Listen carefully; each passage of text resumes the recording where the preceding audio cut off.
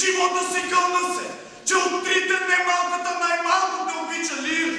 Ако скъпиш живота си с прикет, напред не продължавай. Животът ми е бил разменен знак, единствено за твоите победи бих го дал и сега да те предпазя. Махни се от очите ми! Кралю, внимавай! Не ме купила погледа си Лир, нека да бъда сивицата на твоята окота, както бил за до сега. В името на Бога! Кралю, направи името на Бога да споменаваш. Изчадие! Ротнизък! Бунтуваше масал! Убий си лекаря и плати на отровителя си хонорар.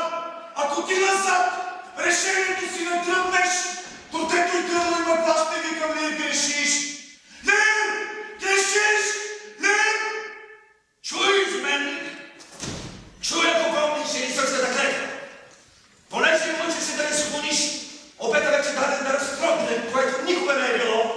Насила влизаш между възстани и присъдата. А да търпим на нашата природа е против естеството, зато и присъдата си приеми. 5-дневен срок.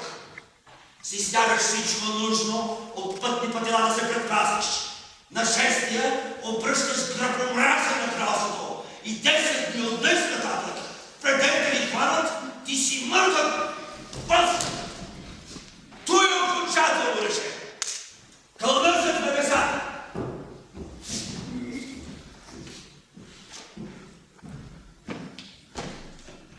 Кралю, прощавай, що като те запушваш ми устата, изгнанник съм. И вън е свободата.